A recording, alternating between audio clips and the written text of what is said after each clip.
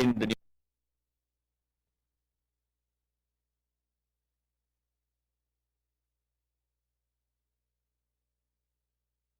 like a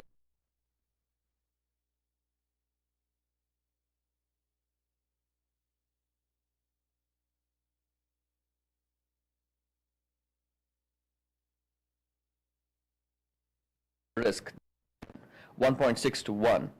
And the average case fatality, depending on the studies you look at, can be as high as about 50%. And only 1/3 of the survivors, remain independent.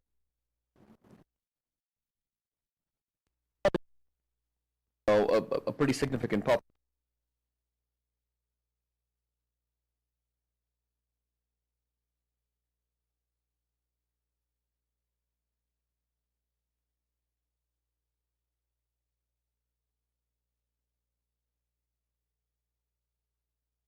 Die before they reach the hospital.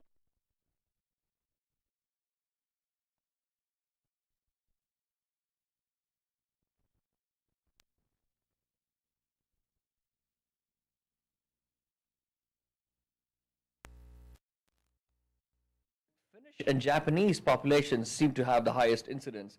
We're not quite sure why.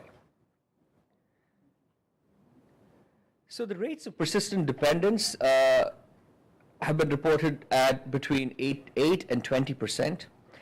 When you look at the big trial, the ISAT trial, which I'll come to briefly later, we see that about 12% in the ISAT trial showed significant lifestyle restrictions, and about 6.5% being functionally dependent 1 year after aneurysmal subarachnoid hemorrhage. The one thing that though I would like to draw your attention to is a lot of these outcome measures like the modified Rankin scale, maybe the Glasgow outcome, they don't take into consideration, day-to-day activities, being able to hold down a job. And what we find is a lot of the people with high grades of subarachnoid hemorrhage have problems even keeping up with a desk job, maybe even in construction, because simple executive functioning seems to be fairly deranged post-subarachnoid hemorrhage, and these effects persist for greater than a year. So what are the big risk factors? Why do people end up with subarachnoid hemorrhage? Why are they more likely?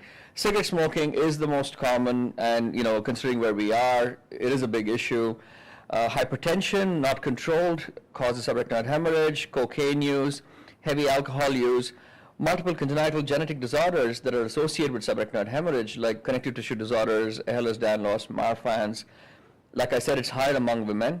And if you have a family history, 3 times more likely in a first-degree relative. And connective tissue disorders, like I just mentioned now. All of these put you at a higher risk for subarachnoid hemorrhage. Now, one thing that very frequently comes up now, these days, especially because we do a lot of imaging, is what is the risk of rupture of an unruptured aneurysm? Everybody's getting a CT, everybody's getting an MRI for, a headache, maybe a bump, and then we find what we call these incidentalomas, things that we didn't know existed, something that we wouldn't have worried about treating, but now we found it. What do we do about it? So very, very frequently, even last week, there was a patient who came in with a stroke, got TPA. We do the imaging, and we see a giant aneurysm. So what do we do? So good question. So there was a study that looked at, retrospectively looked at aneurysms and said if it's less than 1 centimeter, the risk of rupture is 0.05 per year. So 1 in 20 of less than 1 centimeter seem to rupture. Greater than 1 centimeter are at a greater risk. So then they looked at it prospectively, and they came up with some of these numbers which may be useful for you in terms of guiding someone to go seek out help and treatment. Less than 7 millimeters, a 5-year cumulative risk of a rupture in the anterior circulation is 0%. So if it's in the anterior circulation of the circle of Willis, in the brain, and if it's less than 7 mm, don't bother. If it's less than 7 mm, but it's in the posterior circulation, it puts you at a higher risk, about 2.5%, and so it will be up to the person, providing care to decide whether they want to go ahead and treat it or not. If it's greater than 7 mm in the anterior circulation, there's a pretty high risk. It's about a 40% risk. 4 in 10 will rupture by the end of the year. And if it's greater than 7 mm in the posterior circulation, 1 in 2 are going to have a rupture by the end of the year. So these would be useful numbers to help guide patients who've been found to have an unruptured aneurysm. Maybe they presented with a headache, maybe they presented for a totally unrelated reason, but these would be some parameters to guide your care. So there was this thing called the PHASES study that basically looked at the risk of rupture of an unruptured intracranial aneurysm, and they found the important, criteria would be population, whether hypertension was present or not, age, size, earlier subarachnoid hemorrhage, and site. So that makes up the acronym PHASES, and if you consider each of these characteristics in a patient, it should help you maybe risk characterize for them. So what's the clinical presentation? The typical story that you will hear is worst headache of life. And they present with, a very catastrophic change. Even people with typical headache history, migraines, tension headaches, will be able to recognize that this is a very different kind of headache that they're having. And so typically that's what gets them to the ED, because they know this is not the usual and it is pretty bad. They also have symptoms of nausea, vomiting, neck pain, photophobia, phonophobia, bright lights, loud noises, and sometimes they can end up with loss of consciousness at presentation, at ictus. And all of these are essentially clinical features of a sudden and catastrophic rise in ICP. The major factors that are associated with poor outcome are patient's level of consciousness on admission, age, and the amount of blood on a head CT. Keep these three in mind. This is a lot of what guides our therapeutic decision making once the patient is admitted to the ICU. So when we look at subarachnoid hemorrhages from a treatment and a research standpoint, it's very useful and helpful to grade them into different boxes, silos, and this really helps in terms of seeing how we're performing and how the patient does, prognostically. So the big scales that we use typically in clinical practice are the Hunt and Hess scale, Fisher, modified Fisher, the WFNS, the World Federation of Neurological Sciences, and the Hijdra scale. I'll quickly touch upon the important ones, the ones that you probably need to sort of know about or, would be referenced when you're dealing with a patient, on the chart. So the Hunt and Hess scale is a clinical scale. So this was initially used because the clinical presentation was thought to be the strongest predictor of prognosis. So initially developed to gauge whether, it was an appropriate time to perform surgery or not.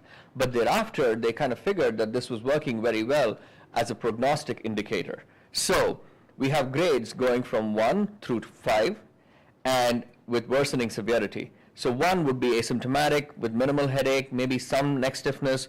2, more severe headache, neck stiffness, but still no neurological deficits, maybe some cranial nerve deficits. 3, becoming more progressively, obtunded, comatose, with some neurological deficit, and then through 4 to 5 where they're basically comatose.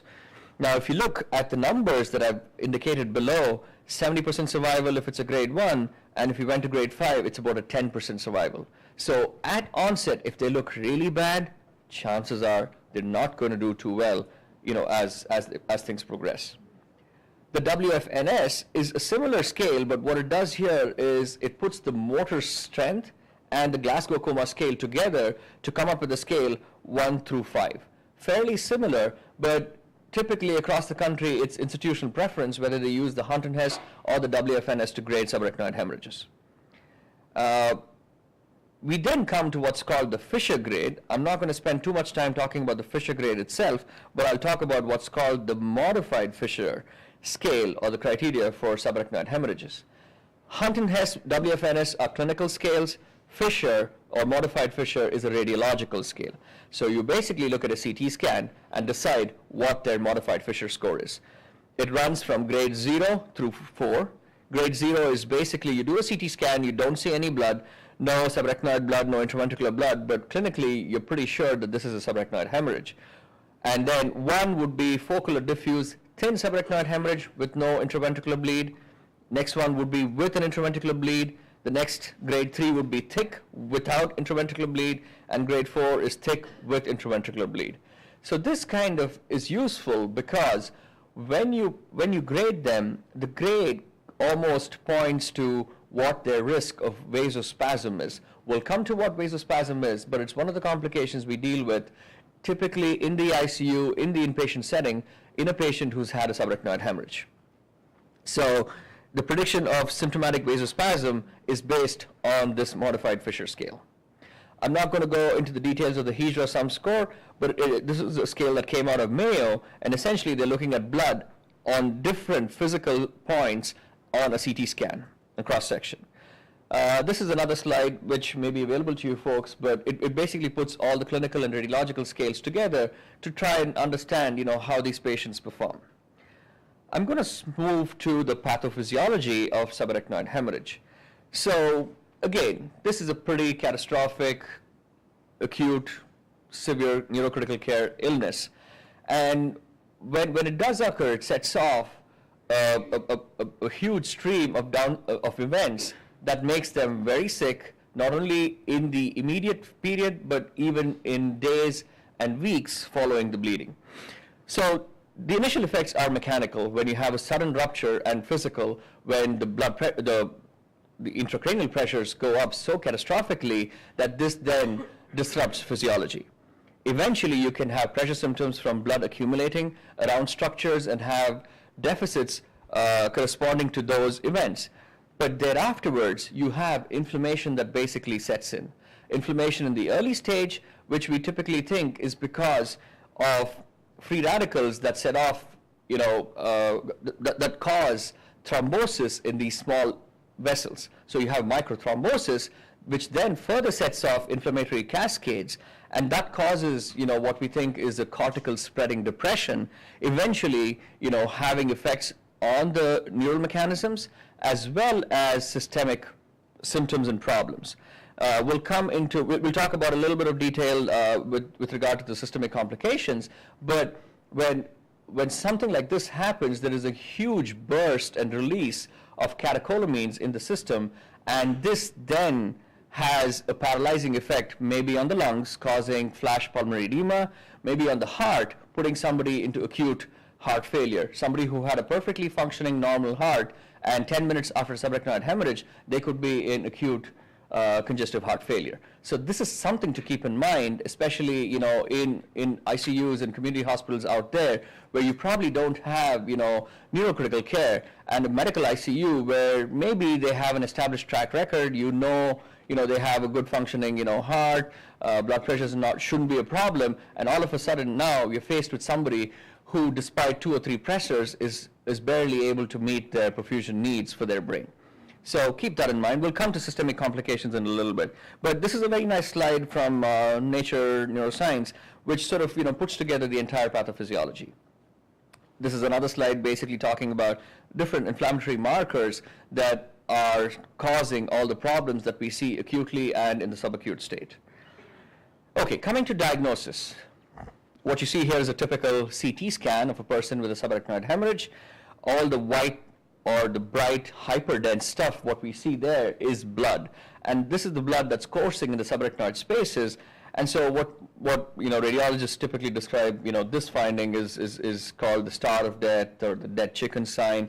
Basically blood coursing through the subarachnoid spaces, and fairly ominous. And if I had to wager, where the location of the aneurysm was, I'd probably say it's the right anterior communicating artery. But not a good sign. When we see this, we're already prepared for the worst. Okay, so the head CT scan is the first thing that we do. Typically has 100% sensitivity in the first 6 hours after presentation. It drops progressively because blood is being broken down in the brain. As more blood gets broken down, chances are you may not see any bleeding left there. So 85% at 5 days, 50% at 1 week. MRI today we know has a higher sensitivity, but the question is, do you want to lose a patient who's acutely ill to the scanner for about 45 minutes to an hour? So that's usually what deters from asking or ordering an MRI if we already know what the diagnosis is. And at Wake Forest and most of the other big institutions, we typically get a CT, and then right away they get a CT angiogram, which tells us about the vessels, potentially even points to what the culprit of the bleeding is. So we do a CT angiogram, which is fairly close to the catheter angiography, which is still considered gold standard. So 85 to 98% sensitive to, compared to a catheter angiogram. And typically, the catheter angiogram follows soon after because that kind of helps us with definitive treatment. Be aware that the catheter angiogram has its inherent risks, so you don't want to be putting everybody with a negative CT scan for an angio, but at the same time, if symptoms call for it, this is one neurological emergency you do not want to miss.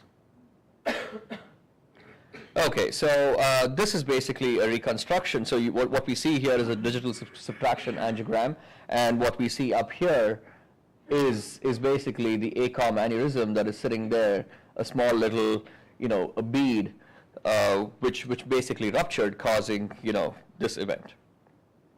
I'm going to show you a quick video of, a patient we saw a couple of months ago at Wake Forest with perhaps the largest aneurysm I have seen. I hope this works. All right. So that's almost the size of an eye or a golf ball, and this poor lady, came in with this big lesion sitting there. We'll see another view here, and this is an angiogram, and as the dye goes in, the huge Goomba sitting in the middle of this brain. And the challenge with, maybe another view here.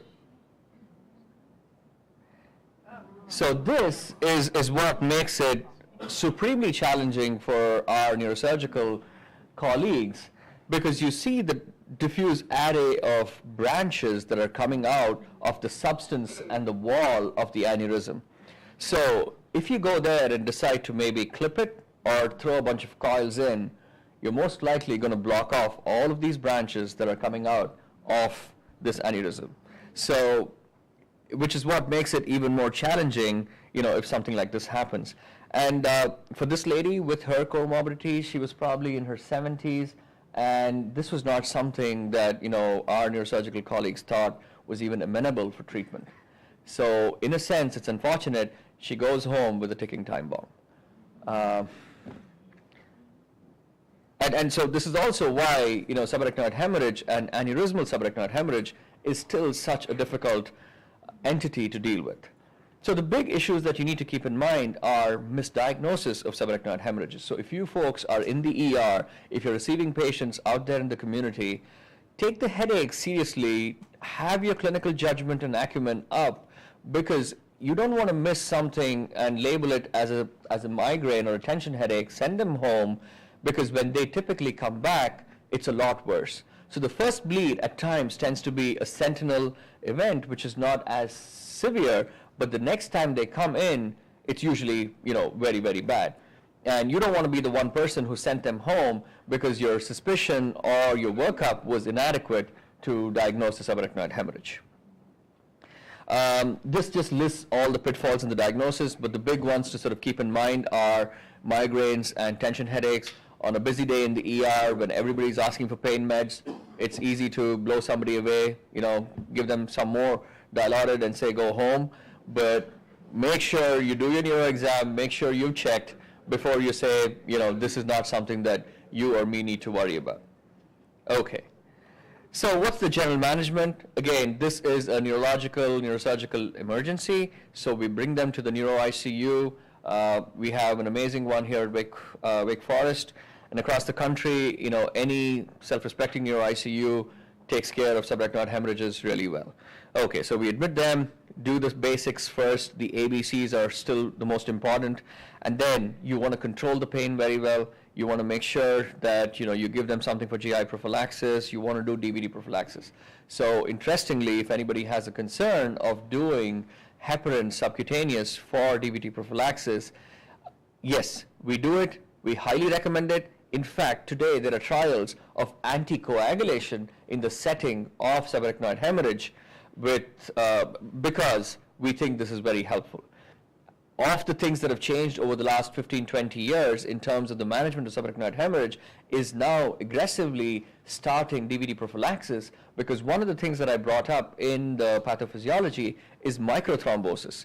So small little clots in all of these, vascular beds that set off inflammatory chains, which you could potentially help by giving them not an anticoagulation, but a prophylactic dose of heparin. All right, you want to keep their glucose between 120 to 180. Don't be too strict. Don't be, pulling those numbers into 2 digits, but you want to keep a good control. You want to keep them normothermic. So 37.5 would be a good temperature.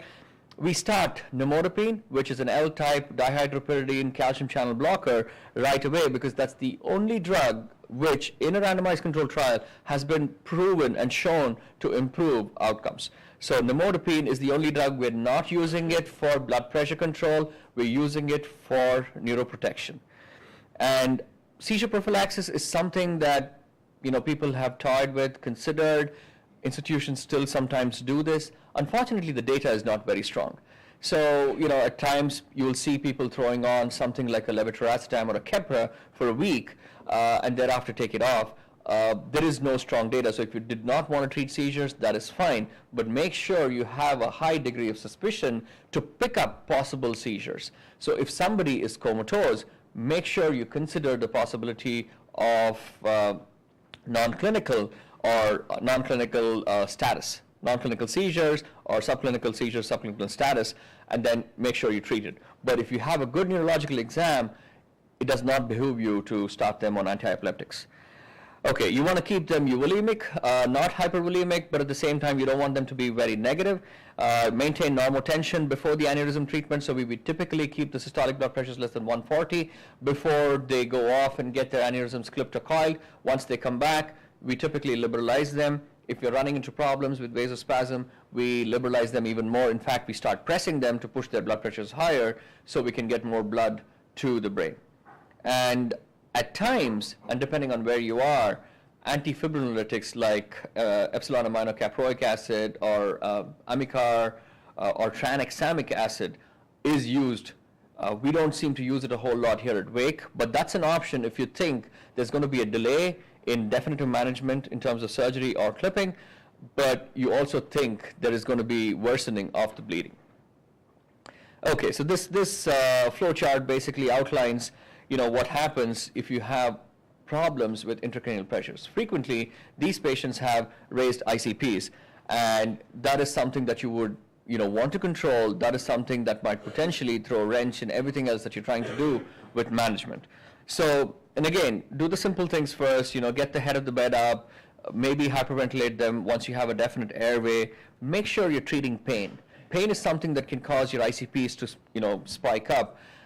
So if you need to sedate them, go ahead, sedate them. You can hyperventilate, get their CO2 down to about 30 to 35. Going any further down is going to compromise blood supply to the brain. And we start using hyperosmotic therapy like mannitol and hypertonic saline. It's quick and easy to maybe give somebody a shot of mannitol in the ED, but typically once they're in the ICU, we prefer using hypertonic saline. So something like as high as 23.4% sodium chloride is what we give them to try and decrease the amount of fluid in the brain, and you want to try and do this as quickly as possible.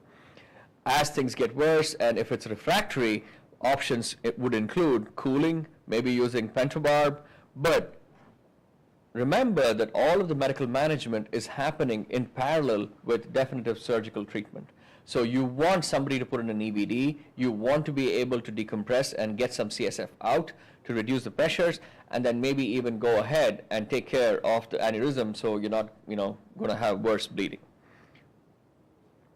So again, surgically, the options that we have is clipping of a cerebral aneurysm. This has been practiced now for, almost a century, I would say almost 60 years. And then you have coiling as a treatment option. So what we see here are the coils that are deployed into the substance of an aneurysm. So here is a angiogram of a basilar tip aneurysm. So right there you see a balloon sitting at the end of the basilar artery, and this was coiled. Amenable to coiling, minimally invasive, And increasingly, we think these patients do pretty well. Okay, so I'm not going to go into this slide. It's really busy, but it basically characterizes patients into low, medium, and high risk, and how we treat them in terms of the overall neurocritical care approach. Okay, so the one big trial that is constantly alluded to is the ISAT trial, the International Subarachnoid Hemorrhage, Subarachnoid Aneurysm trial, of clipping versus coiling. What's a better thing to do? Should this patient go to the OR and have an open surgery and get the aneurysm clipped, or should they have coiling done? So this was a phase 3 randomized study that was comparing the Gugelmi deployable coil embolization technique versus the surgical clipping. So the understanding was, if patients were equally suited for either modality, then they would be randomized to get one versus the other, and then look at outcomes. So this is the construct of the study, which you can maybe look at later. But essentially what they did was they took about 2,143 patients. They put them into coiling versus clipping, fairly comparable demographics. And the gist, the sum and summary of the study was, in patients with ruptured aneurysms suitable for both treatments, coiling is more likely to result in independent survival at 1 year than clipping, right? But the survival benefit continues for about 7 years, after which the two curves seem to meet. The risk of late rebleeding is low, but more common after coiling, as opposed to clipping. So what they're saying is, coiling is great, short term, good option. Long term, we may have issues with rebleeding. And we see this where aneurysms recanalize and then sometimes bleed because either the coils have dislodged or the coils are now not big enough and the aneurysm has actually increased in size. So this was the overall big finding of the ISAT trial. And let me go back. But it had a bunch of criticisms. Namely, this was not applicable to all subarachnoid hemorrhage patients, they said, mostly because they picked small anterior circulation aneurysms with good neurological grades. So there was a selection bias. And the neurosurgical expertise of the European participants was questioned. So it did not involve most American centers, and folks here said, we don't know how good you guys are, we're really good here. I don't know who I can fault. They had an increased rebleeding rate. And the technique was fairly new, and so it also depended on how comfortable and dexterous the people who were deploying the coils were. So over the years, we have reason to believe that a lot of our treatment has improved, and the supportive care has improved too, to the point where maybe it's worth questioning and readdressing the issue of coiling versus clipping.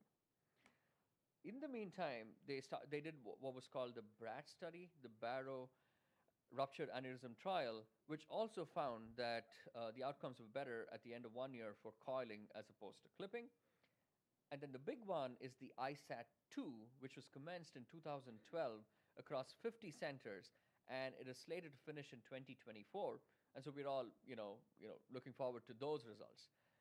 So the ISAT II differs from the ISAT I because they're picking aneurysms that are greater than 1 centimeter in size, so the really bad ones, posterior circulation ones, which typically are more challenging, typically tend to do worse.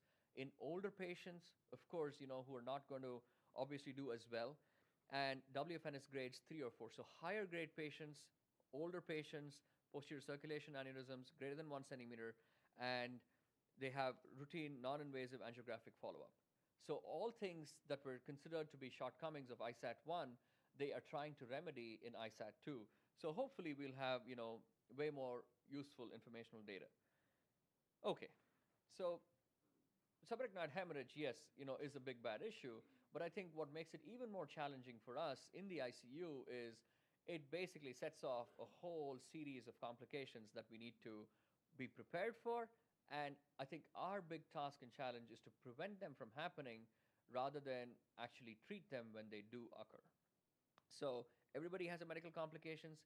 These folks are critically ill. About 40% of these complications are life-threatening, and anticipation is the name of the game. So symptomatic vasospasm, or delayed cerebral ischemia or delayed ischemic neurological deficit is the big one that we kind of talk about all the time. Hydrocephalus, or enlargement of the ventricles and increase in the amount of CSF being stored, that's a problem because of maybe, disordered drainage. Rebleeding is an issue, and hyponatremia, low sodiums, are the other big problem, we face. Medical complications are very important. Like I was alluding to, we have, basically a catastrophic release of catecholamines, and this can stun the heart. It can fill the lungs with fluid. It can cause inflammatory responses. Patients can look septic. Patients can go into shock. So be aware of these in order to be able to catch them before they actually, set in and make it very hard to treat the patient. So respiratory failure, especially when complicated by flash pulmonary edema, cardiac complications. So one of the big things that we talk about is stress cardiomyopathy, also called Takotsubo's cardiomyopathy. Takotsubo is a Japanese term that refers to an octopus cage, essentially where there's a hole and the octopus can get in but can't get out. So what happens is, with severe forms of stress cardiomyopathy or Takotsubo, you can have rupture of the ventricular free wall. So you have, even before you get there, you have a ballooning of the ventricles because they're now not contracting the way they're supposed to. A lot of the wall becomes refractory to the sympathetic drive, and so you have a ballooning, and what's left of active ventricular muscle tries to compensate, and so that's trying to beat away at a really fast rate. So you have a hyperdynamic apex typically and a ballooning base, and it can sometimes flip. But these patients also present with arrhythmias. They can have sudden cardiac death, and so this is something that you have to look out for, even if you know that this person had a normal EF prior to the subarachnoid hemorrhage. So watch out for it. And especially if you need to treat somebody with pressors because their intracranial pressures are up and you're worried about cerebral perfusion, you want to make sure that the heart is able to take the pressor load, right? Metabolic derangements, big ones would be hyperglycemia, hypomagnesemia, and hypokalemia. The sodium disturbances are very frequent, very common, and something that we are constantly prepared for. Mostly we think this is because of CSW or cerebral salt wasting, but it is still a possibility that they have what's called SIADH. So clinically, it's up to us to try and differentiate whether this is SIADH or cerebral salt wasting, because the treatment is radically different one versus the other. In cerebral salt wasting, they're losing salt and water, so they're typically hypotensive, and so you need to replenish salt and water, while in SIADH, you want to restrict water because they're holding on to too much free water, and this is making them even more dilute. As hyponatremia worsens, your neurological exam may worsen, your overall renal and cardiovascular physiology will be very different, excuse me. So this is something that we check and we try to stay on top of, sometimes checking sodiums every 4 hours in the ICU. Anemia is something that you want to prevent, because if the brain is already not getting blood supply, you want to make sure that anything that's going there is high quality blood. So you want to try and keep the hemoglobin up. You do not want to have them, having fevers. Anything that's making the brain work hard when it's already under attack by inflammatory markers, when it's already suffering because of, decrease in perfusion, you want to make sure that, sugars are not too high, fevers are not too high, you're keeping them normothermic. So rebleeding occurs typically within the first 72 hours in about 4 to 17% of the population. When they bleed again, typically a lot worse mortality. So if you think you're not going to be able to definitively treat, then you can use options like tranexamic acid or epsilon aminocaproic acid or Amicar. That is something that you can consider if your center or is not able to treat right away, or the patient maybe needs to be transported a long distance. And so this is something that can be considered, but should be done in safe hands with people who've had the practice and experience of using these agents, because you could set off procoagulant mechanisms that can make things worse. Consensus guideline is using antifibrinolytic agents in conjunction with early definitive treatment. And you want to keep the blood pressures less than 160 to prevent rebleeding. One more slide that basically talks about the different pathophysiological mechanisms. I'm going to touch on the big one, which is vasospasm. And again, subarachnoid hemorrhage, we can, there are conferences dedicated to subarachnoid hemorrhage.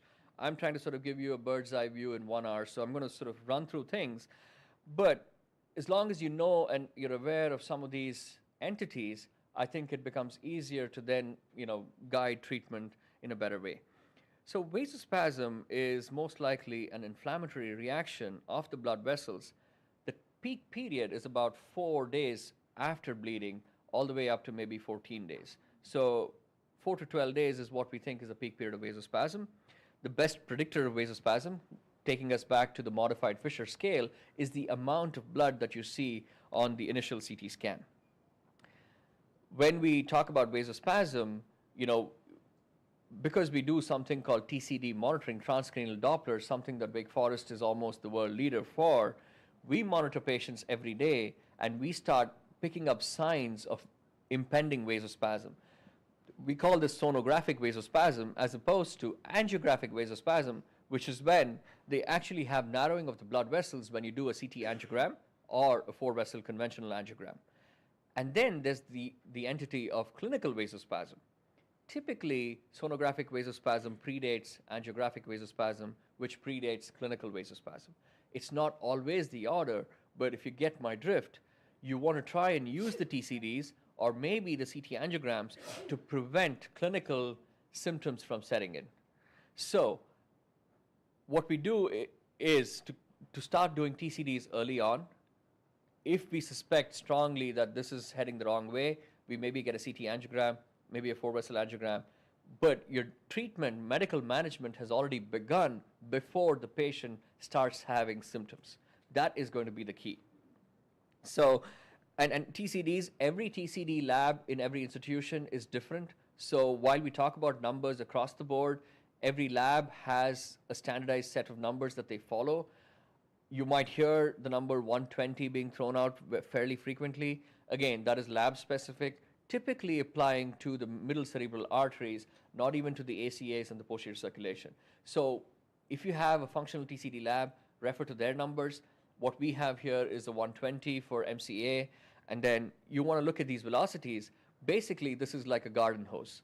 If you pinch the garden hose, the stream gets narrower, but the velocity goes up, and so you can squirt it much farther. So that's what's happening when these blood vessels undergo vasospasm. And so following the TCD velocities gives us a sort of a trend and an anticipation of what's going to happen. So the more appropriate term in this setting, is not vasospasm, because the vessels are not truly becoming spastic, but there is inflammation and thickening of the walls. And those with a thick clot in the basilar cistern and blood in the lateral ventricles seem to be at a much higher risk. And what we think is hemoglobin breakdown products like the oxyhemoglobin sets off, inflammation that causes, the superoxide anion, which further activates production of nitric oxide, causes, increase in intracellular calcium, and this sets off excitotoxicity. So again, inflammation causing delayed problems. So again, here we have an illustration which shows you that there is vasoconstriction or vasospasm, but right here where it spasms is where you're having microvascular thrombosis. And if you have microvascular thrombosis, you're further diminishing the amount of blood that goes to the vascular bed. So the cells are not seeing the kind of blood they need. And then this further sets off, the cortical spreading ischemia, or so different parts of the brain sequentially start going through what's called cortical spreading depression, and eventually they'll end up with infarctions or strokes. So parts of the brain that are now being starved of blood start behaving like as though they had a typical ischemic event that Dr. Bushnell was talking to us about in the first session. So how do we treat vasospasm? So nimodipine is one drug that we think helps with vasospasm. So we typically dose it 60 milligrams every 4 hours, but you want to maybe make sure the blood pressures are not being affected too much. So at times we even do 30 milligrams every 2, sometimes 15 milligrams 1 if a patient is very sensitive to the nimodipine. In the past, in the 70s and 80s, this term was very popular called Triple H. Triple H referred to hypervolemia, hyperdynamic hypertensive therapy, and the third H was hemodilution. Today, we do not do hemodilution anymore.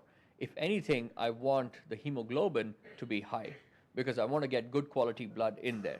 So sometimes we press the patient, we give them lots of fluids, and we make sure the hemoglobin is staying more than 8, preferably around 10.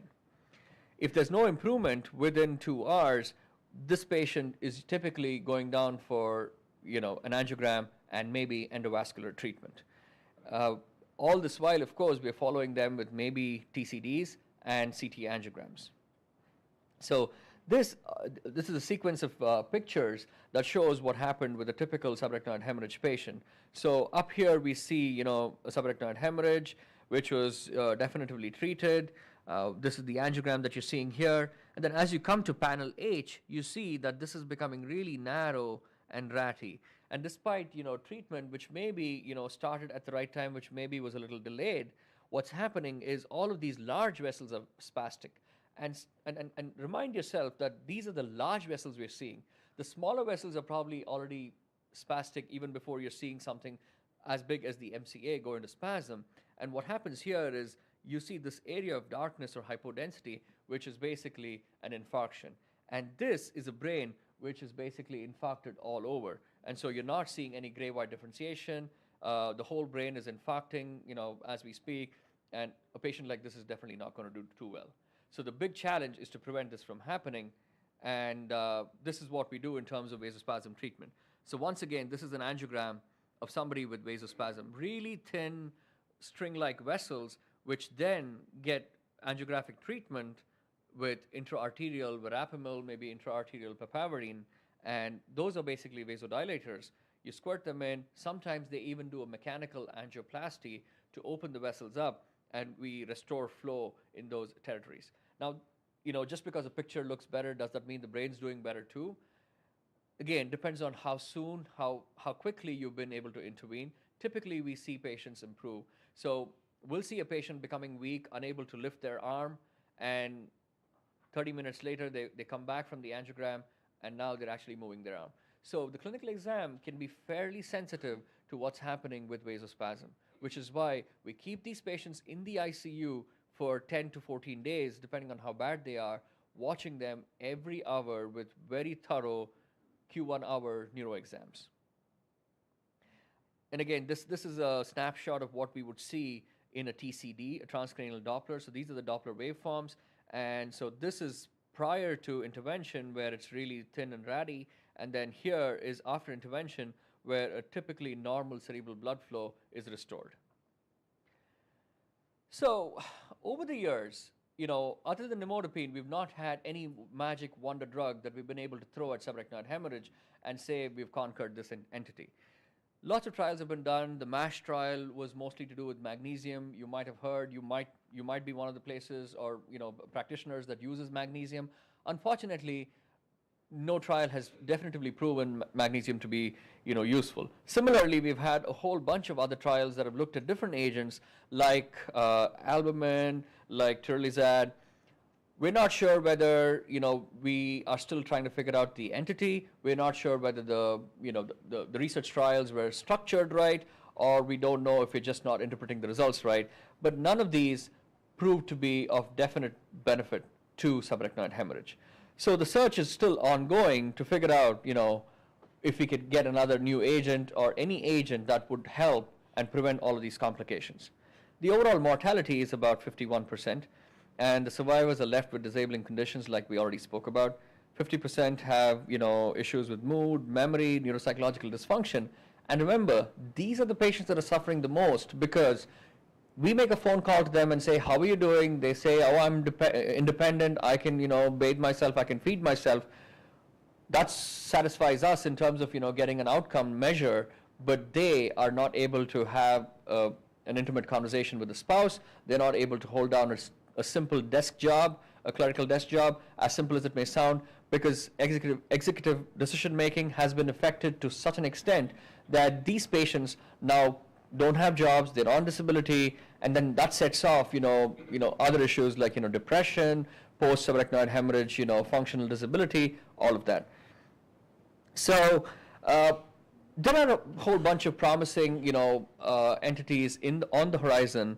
So one of them is intrathecal administration of thrombolytic. So something like TPA going straight into the ventricle to try and dissolve like a lot of clot sitting in the brain. We've also tried to put papaverine, which is a vasodilator, into the ventricles. It seems to help. Phosphodiesterase inhibitors and vasodilators. So we hope that this decreases vasospasm. They've tried to put in magnesium sulfate into the ventricles, seems to help with vasospasm. Now we have something called nicardipine prolonged release implants. Microsurgical clipping is done, and then they think implanting these beads causes a reduction in vasospasm. High-dose steroid, again, we're talking inflammation, lots of inflammation. Maybe giving them high-dose steroid helps.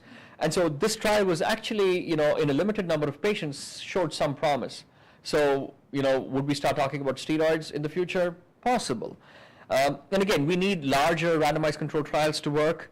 Viagra or sildenafil has been tried, seems to be, effective in a proof of concept and safety trial. So maybe in terms of, helping with vasospasm, that is something that, we can consider. Perhaps the most promising new agent that is still being tested is called molsidomine. And so basically they were trying to use this to prevent vasospasm. And the post-hoc analysis, they found that intravenous molsidomine had a significant improvement in clinical outcome and less occurrence of cerebral infarctions. So, maybe with a better trial, with a better study, we may be having another conference here in a few months, maybe a year, where we'll be talking about the newer agents that are now available for subarachnoid hemorrhage. But there's still a lot of work to be done. What's the future of vasospasm research? So phase 2 and phase 3 trials, there's a big need for them. Many different agents have been tried. We're still trying some of these agents like statins, magnesium sulfate, albumin, clazosentan, cilostazol, nitric oxide donors, phosphodiesterase inhibitors. But nothing definitive for sure yet.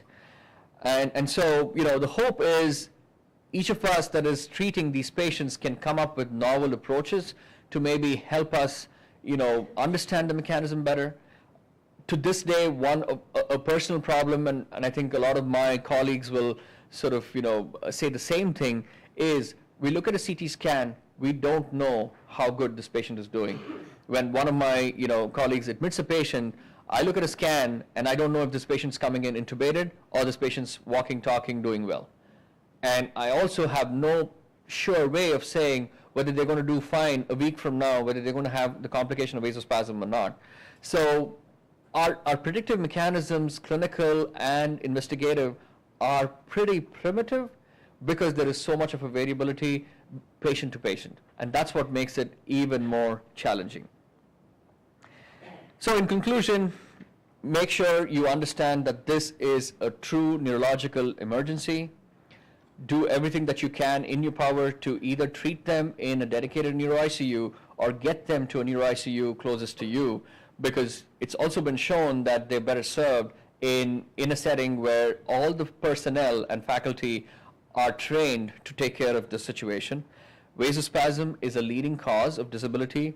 Rebleeding is something that you definitely want to prevent. And treatment of vasospasm needs to be undertaken immediately, includes Triple H, but the new Triple H, where maybe 1H is a hemoglobin. Endovascular treatment is getting better and better as technology improves, as skill improves, as we have more people, confidently being able to do this. So there's less morbidity associated with not having to have open surgery, but there are still times when clipping is the solution. So make sure you have access to a neurosurgeon who can do an open surgery, and then hopefully we'll have some neuroprotective treatments on the horizon fairly soon. Questions? Yes. You had a lot of interesting information and certainly far more than I could take notes on. Is it possible to get the AHEC to post a copy of your slides? Yes, I think they're going to make that available to you. That would be great. Yeah, you should be able to get the entire deck. Okay. Yeah. I apologize once again. That's a lot of information. Like I said, there are conferences dedicated to subarachnoid hemorrhage. We're trying to talk about it in 1 hour. And again, hopefully, the takeaway messages are clear, and you kind of feel a lot more comfortable if in your setting you maybe see something that you think is a subarachnoid hemorrhage, and you get the patient in the right direction. Yes. Like early mobility for people who are able to get up and ambulate. Absolutely. Improving their function and maybe, I don't know if that's ever been looked at as an outcome. I think overall in ICU populations, we are beginning to see, and we definitely believe that early mobility is key. I would think it's the same for our neurosurgical population. And from a logistical standpoint, there's nothing that truly prevents them from being able to do, PT, very involved, aggressive, physical mobility that any other ICU patient would be. So an EVD or a ventilator, it should not be the reason why they're not participating in PT. If, from a cognitive standpoint, they're awake enough, they're alert enough, able to participate, then yes, and personally in the ICU, I would like to see all my subarachnoid patients start moving around as soon as possible. Thank you.